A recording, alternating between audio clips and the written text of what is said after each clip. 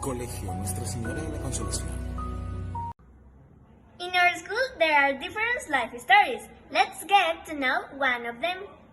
The Sister Cleusa was born on November 12 of 1933 in Cachoeiro do Itapemirim in Brazil. Also, she was baptized on the parish do Amparo Barra do Ipameri. She did a course about Anglo-German letters in the Federal University of Holy Spirit. She speaks English, French, Italian, Spanish, and a little bit of German. That helped her to attend international sick people. At her 20 years old, she cast her first votes and she entered to the Augustinian Recoletas Missioners congregation. Then she is transferred to La Brea, inside the Amazon. Right there she starts working in education, attending indigenous people and their necessities. Cleusa had a special predilection for indigenous people. She always wanted to dedicate more time for them because she considered that they were the most forgotten, lost, and abandoned people in the region. After being working for years in Colatina, Holy Spirit, Victoria, and in the Augustinian school, she returned to La Brea, and there she noticed all the injustice in their territory. As she wrote on the diary, "Think about our Apurina brothers. Their territory were invaded by a colonial national institute, and it is time to force Brasilia to demarcate what is for them." That's why she went to mediate with the institute. Cleusa begins the journey downstream towards La Brea. At a certain point, she meets the perpetrator of the previous crimes who has going up the river. She makes a sign as if he wanted to speak, but he draws a gun and points in the direction of Sister Cleusa's canoe. She tells the person who drives her canoe, "Jump into the water. But you have sons, children to raise." He did so, and from afar he listened without understanding the sister's conversation with the Indian. Shortly after, he heard a shot and the sound of the engine going up the river. Of the main morals of Sister Cleusa is the power of education and their loyalty to the poorest people. She was killed, but some phrases that she left is the first one, "Pedrito, someday something could happen to me because I am trying to reunite all the indigenous people. I am not welcome where I've taken. They threaten me with a gun in my head because I speak for you. I could die, but I am not going to leave the community." The second one is the compromise with the indigenous community, the poorest, abused, and exploited. "I assume firm your walk with trust in the future that the person becomes in little struggles and victories. It is worth the risk." Sister Cleusa Lee Coelho. Thank you. But wait, before to finish, why do you like our school?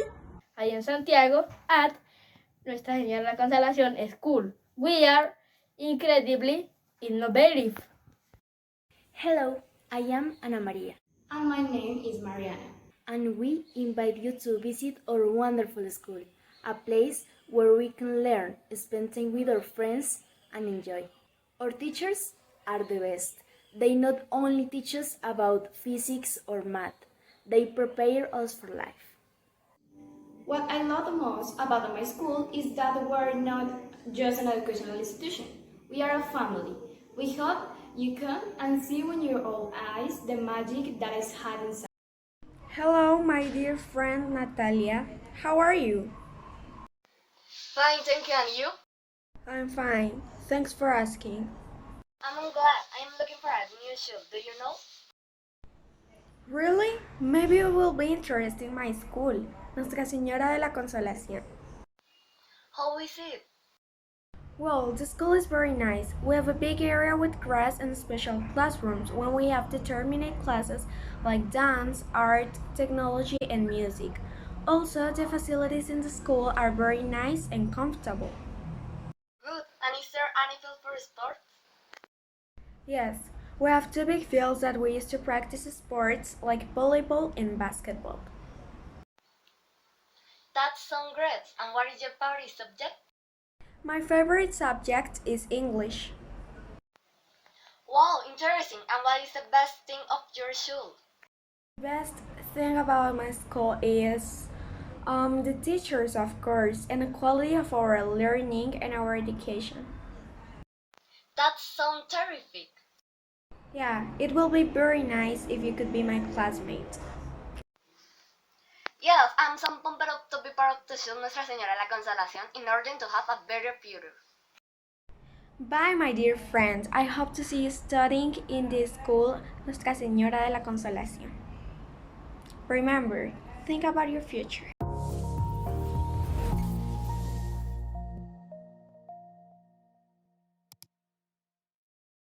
I found that nothing in life is worthwhile unless you take risks. Nothing.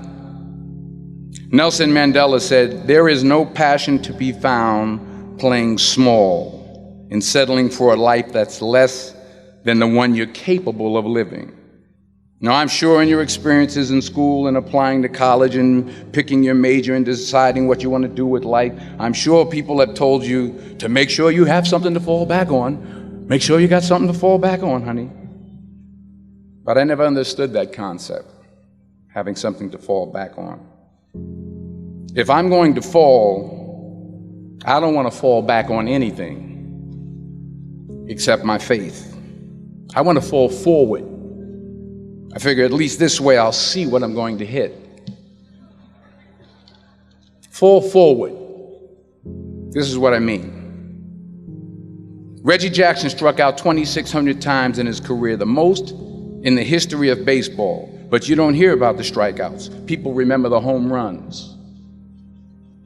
Fall forward. Thomas Edison conducted 1,000 failed experiments. Did you know that? I didn't know that. Because the 1,001st was the light bulb. Fall forward. Every failed experiment is one step closer to success. You've got to take risks, and I'm sure you've probably heard that before, but I want to talk to you about why that's so important. First, you will fail at some point in your life. Accept it. You will lose. You will embarrass yourself. You will suck at something. There's no doubt about it. And I know that's probably not a traditional message for a graduation ceremony, but hey, I'm telling you, embrace it, because it's inevitable. And I should know. In the acting business, you fail all the time. Early on in my career, I auditioned for a part in a Broadway musical. Perfect role for me, I thought, except for the fact that I can't sing. So I'm in the wings, I'm about to go on stage, but the guy in front of me, he's singing like Pavarotti. He's just, and he's just going on and on and on, and I'm just shrinking, I'm getting smaller and smaller. So they say, "Oh, thank you very much, and you'll be hearing from us." So I come out with my little sheet music, and it was Just My Imagination by the Temptations. That's what I came up with. So I hand it to the accompanist, and she looks at it and looks at me and looks out at the director and was like, "Nice."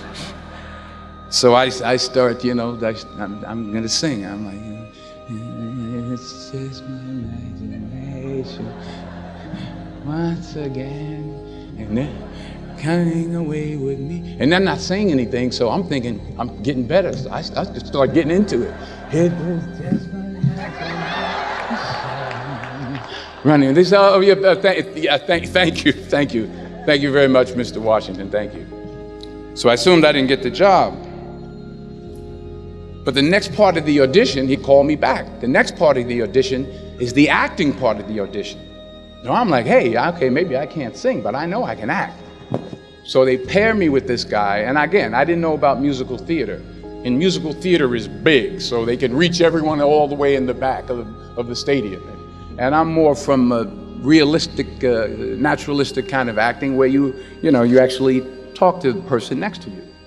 So I don't know what my line was. My line was, well, hand me the cup. And his line was, well, I will hand you the cup, my dear. The cup will be there to be handed to you. I said, oh, okay. Well, should I give you the cup back? Oh, yes, you should give it back to me because you know that is my cup and it should be given back to me. I didn't get the job. But here's the thing. I didn't quit. I didn't fall back. I walked out of there to prepare for the next audition and the next audition and the next audition. I prayed. I prayed and I prayed. But I continued to fail and fail and fail. But it didn't matter because you know what? There's an old saying, you hang around the barbershop long enough, sooner or later you're going to get a haircut. So you will catch a break, and I did catch a break. Last year, I did a play called Fences on Broadway. Someone talked about it. Won the Tony Award. And I didn't have to sing, by the way. But here's the kicker. It was at the Court Theater. It was at the same theater that I failed that first audition 30 years prior. The point is, every graduate here today has the training and the talent to succeed. But do you have the guts to fail? Here's my second point about failure. If you don't fail, you're not even trying. I'll say it again. If you don't fail, you're not even trying. My wife told me this great expression. To get something you never had, you have to do something you never did. Les Brown's a motivational speaker. He made an analogy about this. He says, imagine you're on your deathbed, and standing around your deathbed are the ghosts representing your unfulfilled potential. The ghost of the ideas you never acted on. The ghost of the talents you didn't use. And they're standing around your bed, angry, disappointed, and upset. They say, we came to you because you could have brought us to life, they say. And now we have to go to the grave together. So I ask you today, how many ghosts are going to be around your bed when your time comes? You've invested a lot in your education, and people have invested in you. And let me tell you, the world needs your talents. Man, does it ever. I just got back from Africa like 2 days ago, so if I'm rambling on, it's because I'm jet lagged. I just got back from South Africa. It's a beautiful country, but there are places there with terrible poverty that need help. And Africa is just the tip of the iceberg. The Middle East needs your help. Japan needs your help. Alabama needs your help. Tennessee needs your help. Louisiana needs your help. Philadelphia needs your help. The world needs a lot, and we need it from you. We really do. We need it from you young people. I mean, I'm not speaking for the rest of us up here, but I know I'm getting a little grayer. We need it from you, the young people. So you got to get out there. You got to give it everything you got, whether it's your time, your talent, your prayers, or your treasures.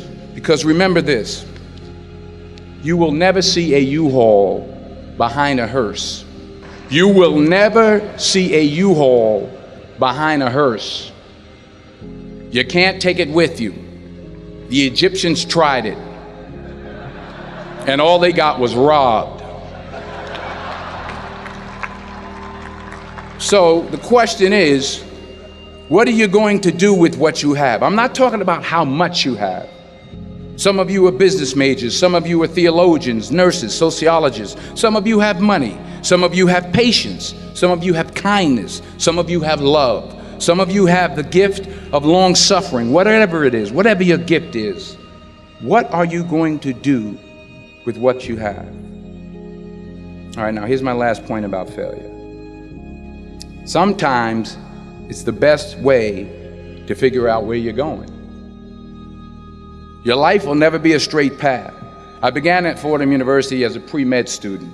I took a course called cardiac morphogenesis. I still can't say it. Cardiac morphogenesis. I couldn't read it, I couldn't say it, I sure couldn't pass it. So then I decided to go into pre-law, then journalism. And with no academic focus, my grades took off in their own direction. Yeah, down. I was a 1.8 GPA one semester, and the university very politely suggested that it might be better to take some time off. I was 20 years old, I was at my lowest point. And then one day, and I remember the exact day, March 27th, 1975, I was helping my mother in her beauty shop. My mother owned a beauty shop up in Mount Vernon. And there was this older woman who was considered one of the elders in the town. And I didn't know her personally, but I was looking in the mirror, and every time I looked at the mirror, I could see her behind me, and she was staring at me. She just kept looking at me. Every time I looked at her, she kept giving me these strange looks. So she finally took the dryer off her head and she said something I'll never forget. First of all, she said, "Somebody give me a piece of paper, give me a piece of paper."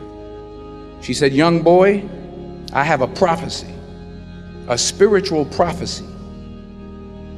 She said, "You are going to travel the world and speak to millions of people." Now mind you, I'm 20 years old, I'm flunked out of school.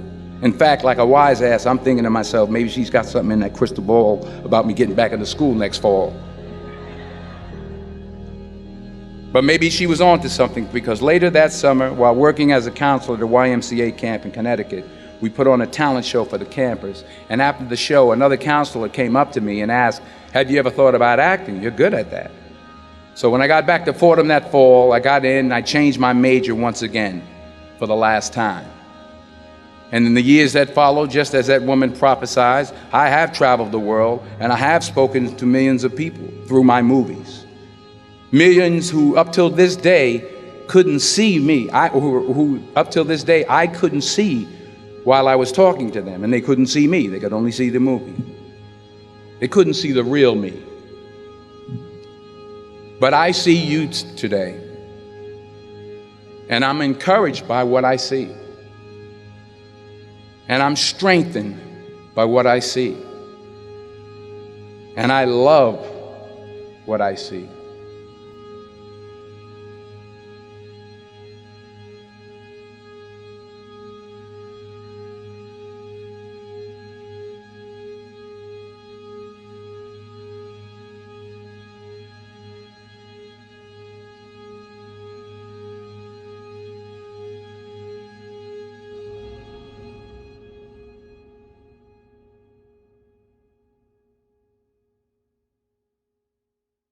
Hello, I am Juanita, and my life plan.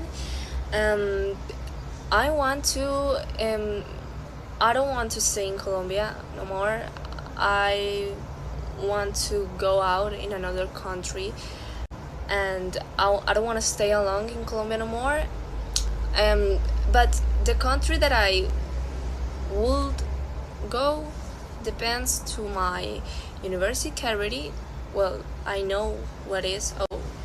I know that I want, but it depends too of the language of the country, knows about how is the work that I want to learn in this country.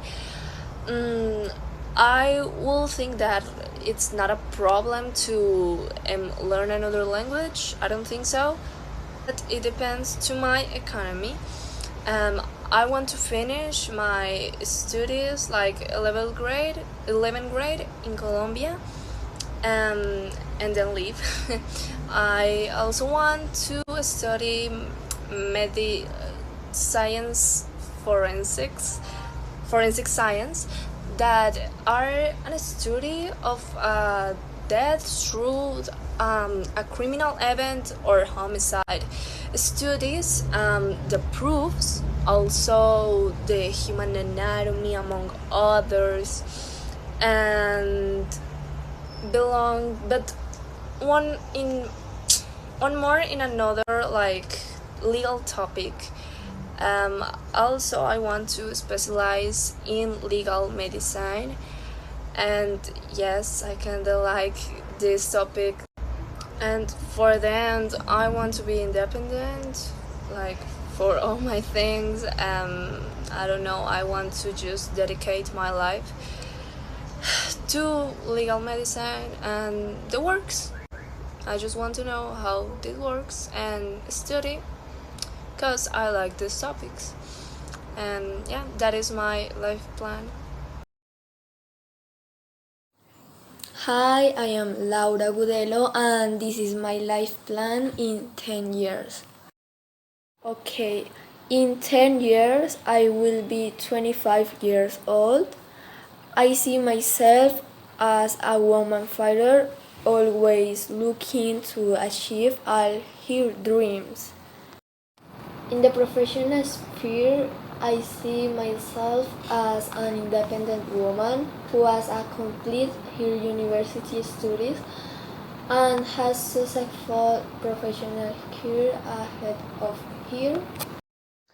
On the professional side, I see myself already married and with my own house.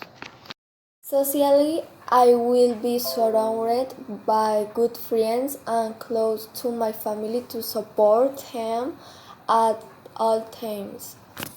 But I also want to travel around the world, getting to know countries and their different cultures. Hi, in 10 years I'm going to be in Canada, studying or working in my dream career. For now, I don't know what I want to be in my future, but I think I'm going to work in a career that lets me travel and have flexible schedules because it is very important to me have time to spend with my family. Probably in 10 years I will be married and maybe with children, but first I would like to travel to many countries with my husband, and I like to imagine that I will be rich because I want to help poor people, homeless dogs, and other animals. I love animals, so if I am rich, in 10 years I would have my own zoo with rescued animals and a foundation to help people in need. And my work in 10 years is going to be really interesting because I want to leave my footprint on society. How? I don't know, but I really want to be an important person. I would like to be an astronaut, so let's suppose that I'm going to be that. I'm going to discover many interesting and important things that help humanity. I'm going to study harder to try make my dream real and can be the person my parents are proud of. My house is going to be really beautiful and big because I want to have pets. I would like to have two dogs, a little snake, and a hedgehog as a pet, a part of the zoo. I am going to travel with my friends to many places because they are really special to me and I want them in my future. I don't have really clear what I am going to do in the future, but this is my little projections that I have about what I am going to be. Hello, my name is Juliana. I'm presenting for you today. Uh, my plans for 10 years later. The first idea that I want is I'm going to study. I don't know where ni when, but I want to study. I want more to that be in Colombia, in a city of there, that Cali, Bogota, or Medellin, or like in one town that have good study is a good idea for me. But if I have opportunity in other country or I don't know in other place, I thinking later. I'm going to thinking, and there can be an option for me, and I can take that option. That the idea is I'm going to study. I want that in a university, that Colombia or other country. And what more? I want to travel to the world, around the world, all the world. But if that is not possible, I want to meet Colombia. Not the principal cities, no. The towns that are no more recognizing, that have many history for Colombia, and that are very beautiful, but no are most in the tourist for all the world or all the people. I don't know you understand that I say, but I think that you understand.